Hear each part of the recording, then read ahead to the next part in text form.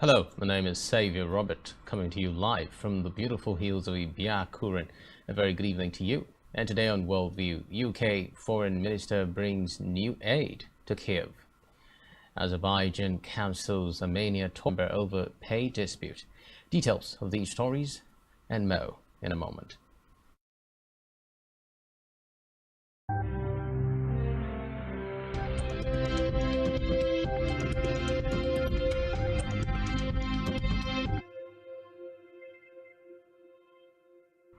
First on Worldview today, UK's Foreign Secretary James Cleverly has announced new aid for Ukraine on a visit to Kiev today. According to the Foreign Office, the package announced by Cleverly includes 24 ambulances and 6 armored vehicles. Cleverly unveiled survivors of the sexual violence carried out by the Russian military. After meeting President Volodymyr Zelensky, Cleverly said the UK was supporting Ukraine with action and not just words. Zelensky hailed the visit by Britain's red blackouts. Meanwhile, Ukraine's President Volodymyr Zelensky has called on Europeans to remain united against Russia's war as he addressed a conference in Lithuania. He said there was neither split in the European countries' #1 mission this year, and also asked the Europeans to severely limit the price of Russian oil. In the meantime, Ukraine's finance minister says, following this week's escalation of Russian missile attacks, the World Bank had in August estimated it would take $105 billion to repair Ukraine's physical infrastructure, but Marchenko said the figure was rising. Marchenko added that $5 billion this year, which should be enough to keep the government running. Some senior European officials have estimated it is likely to cost more than €1 trillion to rebuild Ukraine after the war, which yesterday itself against Russia for as long as it takes, and will help the country transform its armed forces to Western standards. This is according to the Secretary General of the Alliance, Jens Stoltenberg. Stoltenberg urged countries either individually or in to supply weapons. The NATO chief, however, put no pressure on Ukraine to enter peace talks with Russia.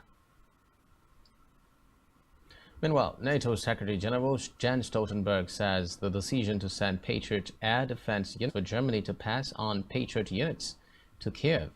It could be recalled that a minor spat between NATO members, Poland and Germany, had erupted this week after Polish Defense Minister Mariusz Błaszczak instead. The announcement followed Russia's latest massive strikes on western Ukraine. Well, Germany, however, made it clear that the air defense units it offered to Poland were intended to fix systems were national decisions, adding that end-user agreements and other arrangements sometimes meant that consultations with other allies were required. So on the October has killed at least 77 civilians. In a statement, Turkey announced that millions were also being plunged into extreme hardship and appalling conditions of life by the strikes. He said the situation raised serious problems. The human rights chief added that the UN's preliminary analysis of videos that appeared to show Ukrainian soldiers executing Russian prisoners of war indicated that they were likely to be authentic. To declare the Holodomor, the death by starvation of millions of Ukrainians in 1932 through 1933, a genocide. A text by deputies from Germany's center-left-led coalition and the opposition conservatives is in. Politicians plan to vote on the resolution next week following Ukraine's Memorial Day for the Famine, which falls each year on the last Saturday in November. The Holodomor resulted from Soviet leader Joseph Stalin's efforts to collectivize agriculture and root out Ukraine's sister Peter Shijato has complained to the European Union that Ukraine is making business harder for its companies, such as drug maker Richter, because they have operations in Russia.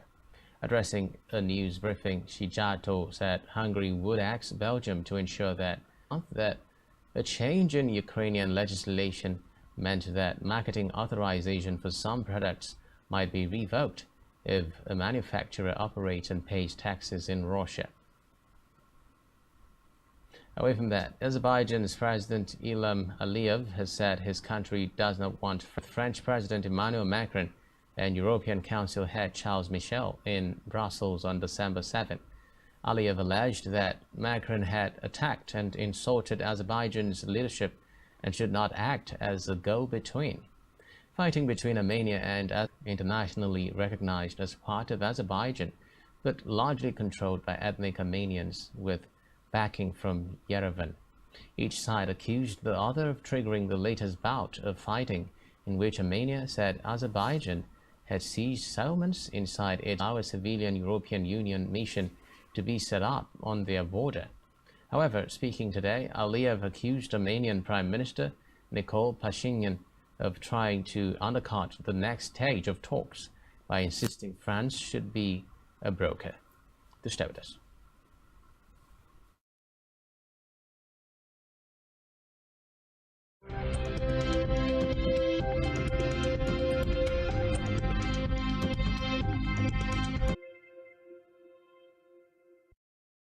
Hey, thanks for staying tuned. Let's move on now to Israel, where Prime Minister-designate Benjamin Netanyahu's conservative Likud party today signed its first coalition deal with the Jewish Power Party, with the far-right party leader Itamar Ben-Gvir.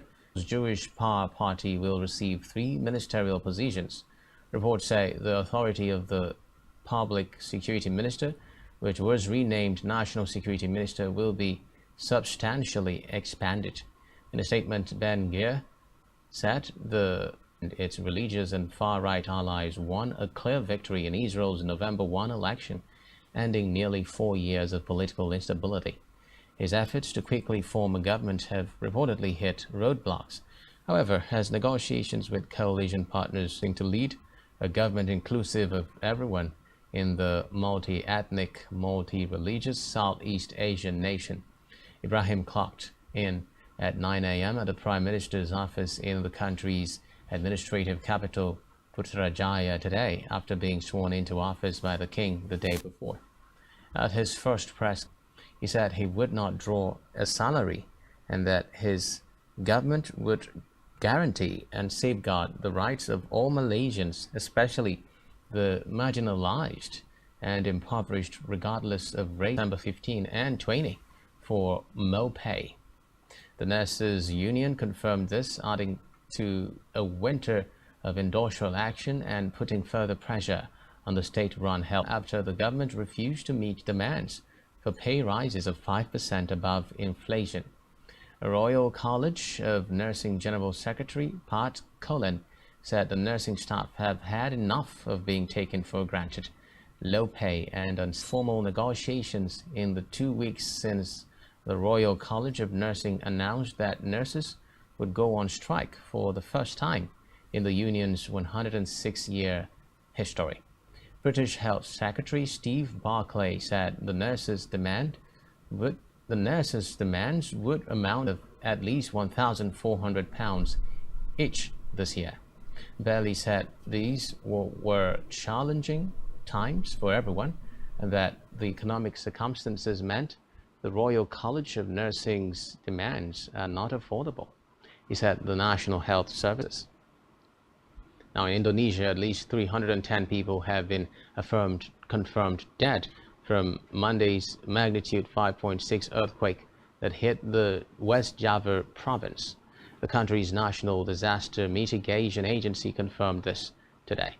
It added that a number of consumer prices in Japan's capital, a leading indicator of nationwide trends, have risen at their fastest annual pace in 40 years this month. The prices exceeded the central bank's 2% target for a 6th straight month, signaling broadening inflationary pressure. Some analysts on the view of the Bank of Japan that recent cost-push inflation will prove transitory. Government data showed today that the Tokyo Core Consumer Price Index, which excludes fresh food, will provide a general amnesty to suspended accounts starting next week after running a poll on whether to do so for users who had not broken the law or engaged in egregious spam. Elon Musk confirmed the development. It could be recalled that in a poll voted in favor of bringing back those who had been suspended by the social media platform. In his reaction, Musk tweeted that the people had spoken and amnesty would begin next week. Heights of flu. It uses the same messenger ribonucleic acid mRNA technology as successful COVID vaccines.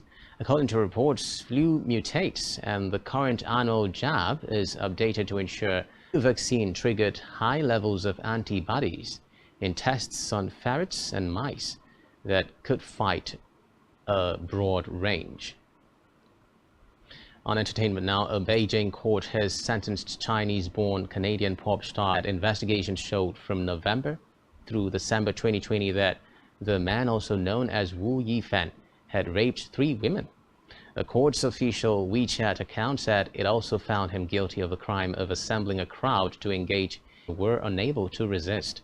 It said a combined 13-year sentence was agreed upon and Wu would be immediately deported after serving his time. And finally on Worldview today, the first time next year, Agatha Christie's Whodunit premiered in London's West End on 25th November 1952, and the writer initially thought it might run for only 8 months. However, it has since become a West. The profile of the play received a boost when it featured in the recent murder mystery film, See How They Run. And with that, we'll wrap up our package for you on Worldview today. Do ensure to follow us on social media and subscribe to our YouTube channel. And you have been watching Worldview on Spectrum TV. Do enjoy the rest of your day. Bye for now.